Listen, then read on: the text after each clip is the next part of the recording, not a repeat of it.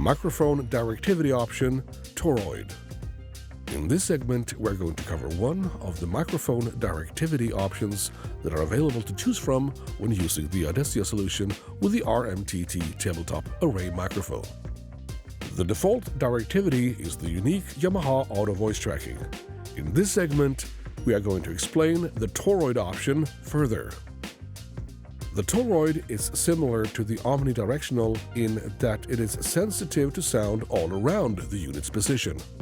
However, the toroidal option is not as sensitive to sound that comes from above the RM-TT tabletop microphone.